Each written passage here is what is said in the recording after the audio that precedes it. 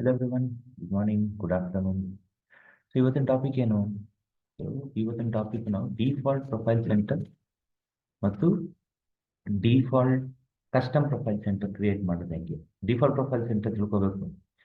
So previous video was been broken, ಅದಕ್ಕೆ ನಾನು ಈ ವಿಡಿಯೋ ಕಂಟಿನ್ಯೂ ಮಾಡ್ತಾ ಇದ್ದೀನಿ. Just make it simple, easy. So previous video ನೋಡಿದ್ರೆ ಕಂಟಿನ್ಯೂಟಿ ಪಾರ್ಟ್ಗೆ ಸೊ ಡಿಫಾಲ್ಟ್ ಪ್ರೊಫೈಲ್ ಸೆಂಟರ್ ಮಾಡ್ಕೊಂಡಿದ್ದೀವಿ. So this is the data extension, unique ID ಇದೆ, which is this one. Email address ಇದೆ, ಇದು ಫಸ್ಟ್ ನೇಮ್ ಲಾಸ್ಟ್ ನೇಮ್ ಇದೆ. Profile centre URL ಅಂತ ನಾನು email ಅಲ್ಲಿ ಹಾಕೊಂಡಿದ್ದೀನಿ ಆಸ್ ಮೆನ್ಷನ್. ನನಗೊಂದು ಇಮೇಲು ಬಂದಿದೆ, ಬಟ್ ಈಗ ಇಮೇಲ್ ಕಳಿಸ್ತೀನಿ, ಅಲ್ಲಿ ಬಿಟ್ಟು ಹೋಗ್ಬಿಟ್ಟು ನಾವು. ಹೌದಾ? ಸೊ ಇಮೇಲ್ ಸ್ಟುಡಿಯೋ ಇದೆ, ಆಟೋಮೇಷನ್ ಸ್ಟುಡಿಯೋ ಇದೆ, ಜರ್ನಿ ಬಿಲ್ಡ್ ಇದೆ. ಸೊ ಇಮೇಲ್ ಸ್ಟುಡಿಯೋಲಿ ಪ್ರೀವಿಯಸ್ ವಿಡಿಯೋ ನೋಡಿದ್ರೆ ನಾನೊಂದು ಇಮೇಲ್ ಕ್ರಿಯೇಟ್ ಮಾಡ್ಕೊಂಡಿದ್ದೀನಿ. ಇಮೇಲಲ್ಲಿ ಕಂಟಿನ್ಯೂ ಮಾಡೋದಕ್ಕೆ ಸ್ಟೋರಿ ಹೇಳ್ಬಿಡ್ತೀನಿ. ಸೊ ಒಂದು ಡಿ ಇದೆ, ಇಮೇಲ್ ಅಲ್ಲಿ ಪ್ರೊಫೈಲ್ ಸೆಂಟರ್ URL ಇದೆ. This is out of the box personalisation string, standard links ಬರುತ್ತೆ. ಒಂದು ರೆಕಾರ್ಡ್ ಇದೆ, ಇದೊಂದು ಕ್ವರಿ ಬರ್ಕೊಂಡಿದ್ದೀನಿ ಆಟೋಮೇಷನ್ ಸ್ಟುಡಿಯೋದಿಂದ ಜರ್ನಿ ಬಿಲ್ಡ್ ಕಳಿಸೋದಕ್ಕೆ. ಸೊ ಇದು ಇಮೇಲು, ಇದು update profile link out of the box. Automation ಸ್ಟುಡಿಯೋಲಿ ಒಂದು ಆಟೋಮೇಷನ್ ಕ್ರಿಯೇಟ್ ಮಾಡ್ಕೊಂಡಿದ್ದೀನಿ. ಒಂದು ಕ್ವರಿ ರನ್ ಮಾಡಿ, ಕ್ವರಿಯಿಂದ ಜರ್ನಿಗೆ ಹೋಗುತ್ತೆ, ಕ್ವರಿ ಆದಮೇಲೆ ಜರ್ನಿಗೆ ಹೋಗುತ್ತೆ, ಆ್ಯಂಡ್ ಜರ್ನಿ ಇಲ್ಲಿದೆ. ಈ ಜರ್ನಿ ಇಮೇಲ್ ಹೋಗುತ್ತೆ. ಸೊ ಇದರಲ್ಲಿ welcome to NTO default profile centre ಅಂತ ಸಬ್ಜೆಕ್ಟ್ ಲೈನು, ಫ್ರೀ ಹೆಡಲ್ಲಿ ಡೇಟ್ ಆ್ಯಂಡ್ ಟೈಮ್ ಹಾಕೊಂಡಿದ್ದೀನಿ. ಡೇಟಾ ಎಕ್ಸ್ಟೆನ್ಷನ್ ಇಂದ ಫಸ್ಟ್ ನೇಮ್ ಡಿಸ್ಪ್ಲೇ ಮಾಡ್ತಾ ಇದ್ದೀನಿ. ಪ್ರೊಫೈಲ್ ಮ್ಯಾನೇಜ್ಮೆಂಟ್ ಇಂದ ಫಸ್ಟ್ ನೇಮ್ ಡಿಸ್ಪ್ಲೇ ಮಾಡ್ತಾ ಇದ್ದೀನಿ. ಸೊ ಈಗ ಇಲ್ಲಿಂದ ಸೆಂಡ್ ಮಾಡಲ್ಲ, ನಾನು ಆಟೋಮೇಷನ್ ಅಲ್ಲಿ ಆಟೋಮೇಷನ್ ರನ್ ಮಾಡ್ತೀನಿ, ಎಕ್ಸ್ಪೆಕ್ಟಿಂಗ್ ಇಮೇಲ್ ಬರುತ್ತೆ ಅಂತ. ರನ್ ಒನ್ಸು ಕ್ವರಿ ರನ್ ಆಗುತ್ತೆ, ಕ್ವರಿ ಆದ್ಮೇಲಿಂದ ಪ್ರೊಫೈಲ್ ಸೆಂಟರ್ ದಟ್ ಇಸ್ ಈ ಜರ್ನಿಗೆ ಇಂಜೆಕ್ಟ್ ಆಗ್ತಾರೆ. ಒಂದೇ ರೆಕಾರ್ಡ್ ಇರೋದು. ಸೊ ಆಟೋಮೇಷನ್ ಕಂಪ್ಲೀಟ್ ಆಗುತ್ತೆ. ಸೊ ಒಂದು ಆಟೋಮೇಷನ್ ರನ್ ಮಾಡಿದ್ದೀನಿ ಚೆಕ್ ಮಾಡ್ಕೊಳ್ಳೋದಕ್ಕೆ. ಈಗ ಕ್ವರಿ ರನ್ ಆಗುತ್ತೆ, ಕ್ವರಿ ರನ್ ಆದಮೇಲೆ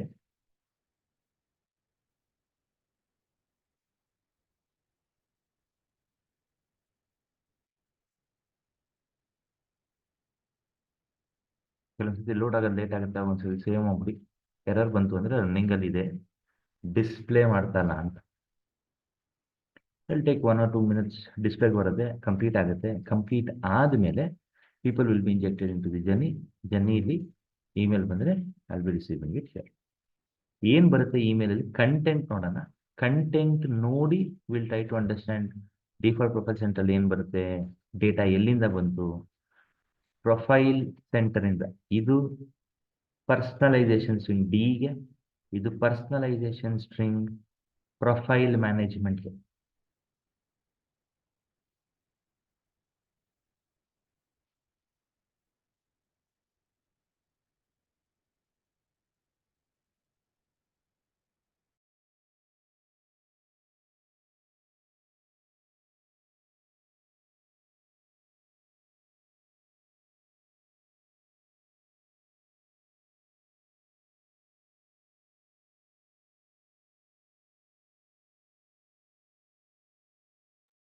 ಕೊನೆಗೂ ರನ್ ಆಗ್ತಾ ಇದೆ. ಈ ಆಟೋಮೇಷನ್ ಕಂಪ್ಲೀಟ್ ಆದಾಗ first step query, second step ಅಲ್ಲಿ ಜರ್ನಿಗೆ ಇಂಜೆಕ್ಟ್ ಆಗುತ್ತೆ. ಹೌದು, ಎಕ್ಸ್ಪೆಕ್ಟಿಂಗ್ ಜರ್ನಿಗೆ ಇಂಜೆಕ್ಟ್ ಆಗಿರ್ತಾರೆ. ಜರ್ನಿಗೆ ಇಂಜೆಕ್ಟ್ ಆಗಿದ್ರೆ folders default profile centre journey, view event results, ಒಂದು ಕಾಂಟ್ಯಾಕ್ಟ್ ಇವ್ಯಾಲ್ಯೂಯೇಟ್ ಆಗಿ then it will be into injected.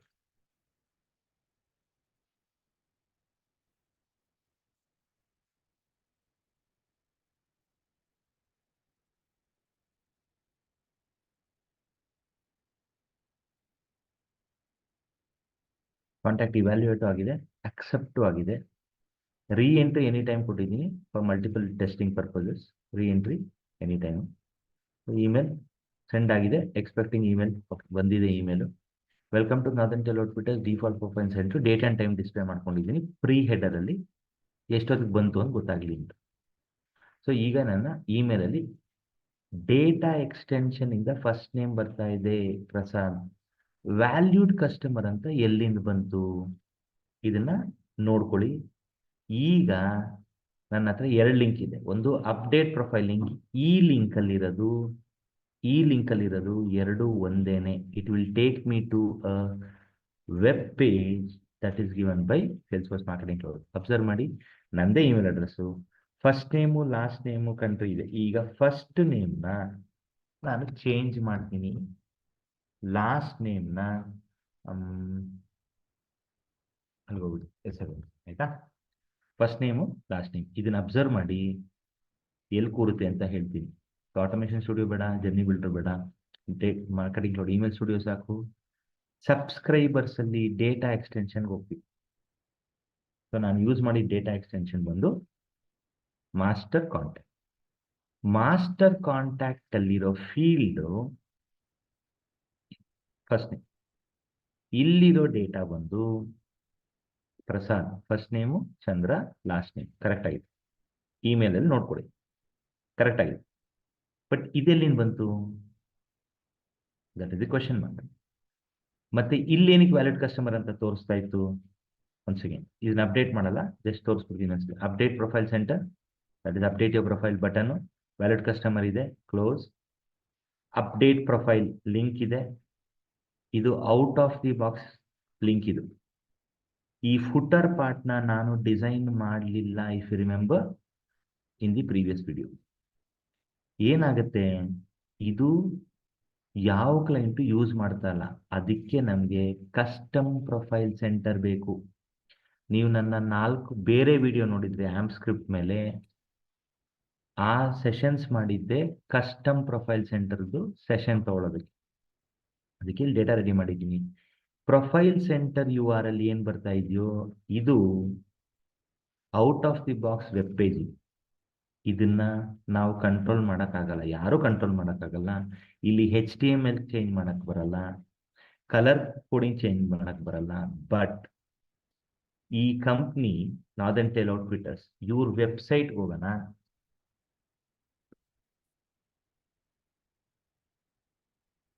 ಇದು ಫಿಕ್ಷನಲ್ ಕಂಪ್ನಿ, ಸೇಲ್ಸ್ಫೋರ್ಸ್ ಅವರೇ ಕ್ರಿಯೇಟ್ ಮಾಡಿರೋ ವೆಬ್ ಅಪ್ಲಿಕೇಶನ್. ಇದು built on commerce cloud.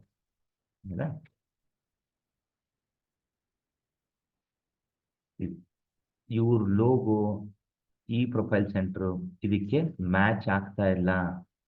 Logo ಒಂದು ಚೇಂಜ್ ಮಾಡ್ಕೋಬಹುದು, ಇನ್ನೇನು ಚೇಂಜ್ ಮಾಡಲ್ಲ. ಹಾಗಾಗಿ ಇದು ಮೊದಲನೇ ರೀಸನ್ನು. ಡಿಫಾಲ್ಟ್ ಪ್ರೊಫೈಲ್ ಸೆಂಟರ್ ಯಾವ ಕಂಪ್ನಿನೂ ಯೂಸ್ ಮಾಡ್ತಾ ಇಲ್ಲ. ಎರಡನೇ ಮೇಜರ್ ರೀಸನ್ನು, ನಾನು ಡೀಲ್ ಸ್ಟೋರ್ ಮಾಡಿರೋ ಫಸ್ಟ್ ನೇಮ್ ಲಾಸ್ಟ್ ನೇಮ್ ಇಲ್ಲಿ ಕಾಣಿಸ್ತಾ ಇಲ್ಲ. ಮೊದಲನೇದು, ನನ್ನ ಡೀಲ್ ಇರೋದು 4 ಫೀಲ್ಡ್. ಇಲ್ಲಿರೋ ಫೀಲ್ಡ್ಸ್ನ ನಾನು ಡಿಫಾಲ್ಟ್ ಪ್ರೊಫೈಲ್ ಸೆಂಟ್ರಲ್ಲಿ ತೋರ್ಸಕ್ಕಾಗಲ್ಲ. ಹಾಗಾದ್ರೆ ಇಲ್ಲಿ ಕಾಣಿಸ್ತಾ ಇರೋ ಫೀಲ್ಡ್ಸ್ ಎಲ್ಲಿಂದ ಬರ್ತಾ ಇದೆ? ಅದು ಎಲ್ಲಿಂದ ಬರ್ತಾ ಇದೆ ಅಂದ್ರೆ ಅದು ಪ್ರೊಫೈಲ್ ಮ್ಯಾನೇಜ್ಮೆಂಟ್ ಇಂದ ಬರ್ತಾ ಇದೆ. Subscribers, profile management. Profile management ಅಲ್ಲಿ ಕ್ರಿಯೇಟ್ ಮಾಡೋ ಫೀಲ್ಡ್ಸ್ ಎಲ್ಲಾನು ಆಲ್ ಸಬ್ಸ್ಕ್ರೈಬರ್ಸ್ ಮಾತ್ರ ರಿಫ್ಲೆಕ್ಟ್ ಆಗುತ್ತೆ. First name last name country ಇದಿಷ್ಟು ಬರೀ ಆಲ್ ಸಬ್ಸ್ಕ್ರೈಬರ್ಸ್ ಅಲ್ಲಿ ರಿಫ್ಲೆಕ್ಟ್ ಆಗುತ್ತೆ. ಸೊ ಪ್ರೊಫೈಲ್ ಸೆಂಟರ್ ಲಿಂಕ್ ಇದು out of the box, that is ಈ ಪರ್ಸನಲೈಸೇಷನ್ ಸ್ಟ್ರಿಂಗ್ ಯೂಸ್ ಮಾಡ್ಕೊಂಡು ಕೊಟ್ರೆ ಈ ವೆಬ್ ಪೇಜಿಗೆ ಬರುತ್ತೆ. ಇಲ್ಲಿ ಅಪ್ಡೇಟ್ ಮಾಡಿದ್ರೆ ನಾನು ಡೇಟಾ ಎಕ್ಸ್ಟೆನ್ಷನ್ ಬರಲ್ಲ. ಹಾಗಾದ್ರೆ ಇದು ಎಲ್ಲಿ ಕೂತ್ಕೊಡುತ್ತೆ? ಇದನ್ನ ಅಪ್ಡೇಟ್ ಮಾಡಿದ ತಕ್ಷಣ ಇದು ಹೋಗಿ ಕೂರೋದು in all subscribers. All subscribers ಅಲ್ಲೇ ಕೊಡೋದು. ಸೊ ಇದು ನನ್ನ subscriber key. So all subscribers ಅಲ್ಲಿ ಸರ್ಚ್ ಮಾಡಿ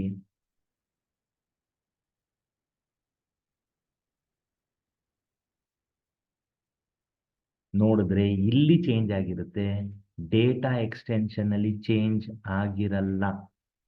ಹಾಗಾಗಿ ಯಾವ ಕ್ಲೈಂಟುನು default profile centre subscription centre use ಮಾಡಲ್ಲ. Double click. ಈಗ ನಾನು first name last name attributes ಬರ್ತೀನಿ. ಇಲ್ಲಿ ನೋಡಿ ರಾಜು SFMC ಇದೆ. ಆದರೆ ಇದಕ್ಕೆ ಕೋಡಿಂಗ್ ಬರಿಬೇಕಾಗಿಲ್ಲ, ಯಾರು ಕೋಡಿಂಗ್ ಬರಿಬೇಕಾಗಿಲ್ಲ. ಬಟ್ ಆದರೆ ಅದು ಡಿಗೆ ರಿಫ್ಲೆಕ್ಟ್ ಮಾಡಲ್ಲ. ಸೊ ಸಿನಾರಿಯೋ ಏನು ಅಂದರೆ ಎಲ್ಲ ಕ್ಲೈಂಟ್ಸನ್ನು ಯೂಸ್ ಮಾಡದೆ ಡೇಟಾ ಎಕ್ಸ್ಟೆನ್ಷನ್. ಈಗ ಡೇಟಾ ಎಕ್ಸ್ಟೆನ್ಷನ್ನಲ್ಲಿರುವಂಥ ಇನ್ಫಾರ್ಮೇಷನ್ನ ಚೇಂಜ್ ಮಾಡಬೇಕು ಅಂದರೆ ನಾವು ಕಸ್ಟಮ್ ಪ್ರೊಫೈಲ್ ಸೆಂಟರ್ ಕ್ರಿಯೇಟ್ ಮಾಡಬೇಕು ಯೂಸಿಂಗ್ ಕ್ಲೌಡ್ ಪೇಜಸ್, ಅಥವಾ ನಿಮ್ಮ ಎಕ್ಸ್ಟರ್ನಲ್ ವೆಬ್ ಪೇಜು ಮಾಡ್ಕೋಬೋದು. ಕ್ಲೌಡ್ ಪೇಜ್ ಬಗ್ಗೆ ಡಿಸ್ಕಸ್ ಮಾಡ್ಕೊ, external will discuss some other time. So ಈ ವಿಡಿಯೋ ನಾನು ಏನು ಎಕ್ಸ್ಪ್ಲೇನ್ ಮಾಡೋಕ್ಕೆ ಟ್ರೈ ಮಾಡಿದೆ ಅಂದರೆ ಡಿಫಾಲ್ಟ್ ಪ್ರೊಫೈಲ್ ಸೆಂಟರ್ ಹೆಂಗೆ ಕಾಣುತ್ತೆ, ಅಲ್ಲಿ ಮಾಡೋ ಚೇಂಜಸ್ ಎಲ್ಲಿ ಕೂರುತ್ತೆ, ಡೇಟಾ ಎಕ್ಸ್ಟೆನ್ಷನ್ಗೆ ಏನಕ್ಕೆ ಕೂರಲ್ಲ, ನೀಡ್ ಆಫ್ ಕಸ್ಟಮ್ ಪ್ರೊಫೈಲ್ ಸೆಂಟರ್ನ ಅರ್ಥ ಮಾಡ್ಕೊಳ್ಳೋಕ್ಕೆ ಡಿಫಾಲ್ಟ್ ಪ್ರೊಫೈಲ್ ಸೆಂಟರ್ ನಮಗೆ ಅರ್ಥ ಆಗಬೇಕಿತ್ತು. ಸೊ ಪ್ರೀವಿಯಸ್ ವಿಡಿಯೋಲಿ ಇಮೇಲ್ ಬಿಲ್ಡ್ ಮಾಡಿದ್ದೀನಿ, ಸೆಂಡ್ ಮಾಡಿದೆ, ಟ್ರೈ ಮಾಡಿದೆ, but it didn't vent. So ಅದಕ್ಕೆ ಈ ವಿಡಿಯೋಲಿ ಚಿಕ್ಕದಾಗಿ ಸಿಂಪಲ್ ಆಗಿ ಡಿಫಾಲ್ಟ್ ಪ್ರೊಫೈಲ್ ಸೆಂಟರ್ ಲಿಂಕ್ ಹೆಂಗಿರುತ್ತೆ, ಅದು ಎಲ್ಲಿಗೆ ಕರ್ಕೊಂಡು ಹೋಗುತ್ತೆ, ಆ ವೆಬ್ ಪೇಜಲ್ಲಿ ನಾವು ಏನು ಚೇಂಜ್ ಮಾಡ್ಬೋದು, ಏನು ಚೇಂಜ್ ಮಾಡೋಕ್ಕಾಗಲ್ಲ, ಆ ಇನ್ಫಾರ್ಮೇಷನ್ ಎಲ್ಲಿ ಅಪ್ಡೇಟ್ ಆಯಿತು, ಅದಕ್ಕೆ ಕೋಡಿಂಗ್ ಬರಿಬೇಕಾಗಿಲ್ಲ. ಬಟ್ ಒನ್ಸ್ ಅಗೇನ್ ನಾವು ಯೂಸ್ ಮಾಡೋದು ಡೇಟಾ ಎಕ್ಸ್ಟೆನ್ಷನ್ಸ್ ತುಂಬ ಜಾಸ್ತಿ. ಆಲ್ ಸಬ್ಸ್ಕ್ರೈಬರ್ಸ್ ಬೇಕೇ ಬೇಕು, we cannot avoid it. So ಅದಕ್ಕೋಸ್ಕರ need of custom profile centre ಅರ್ಥ ಆಗಬೇಕು ಅಂದರೆ ನಮಗೆ ಡಿಫಾಲ್ಟ್ ಪ್ರೊಫೈಲ್ ಸೆಂಟರ್ ಅರ್ಥ ಆಗಬೇಕಿತ್ತು. ಸೊ ನೆಕ್ಸ್ಟ್ ವಿಡಿಯೋಸಲ್ಲಿ I will be explaining on custom profile centre. So ಒಂದು 3 ರಿಂದ 5 ವಿಡಿಯೋ ಆಗುತ್ತೆ, ಚಿಕ್ಕದಾಗಿ ಒಂದೊಂದೇ ಬಿಲ್ಡ್ ಮಾಡ್ಕೊಂಬರೋಣ. HTML ಬಿಲ್ಡ್ ಆಗಬೇಕು, HTML ಆದಮೇಲಿಂದ ಆಮ್ಸ್ಕ್ರಿಪ್ಟ್ ಬೇಕು ಕಸ್ಟಮ್ ಪ್ರೊಫೈಲ್ ಸೆಂಟರ್ಗೆ, ಆ್ಯಂಡ್ HTML ಅಲ್ಲಿ ಸುಮಾರು ಕಾಂಪೊನೆಂಟ್ಸ್ ಯೂಸ್ ಮಾಡ್ತೀನಿ to understand better with all the different types of fields. Thank you very much. 2 video ಇದೆ, default profile centre video 1, default profile centre video 2. Thank you.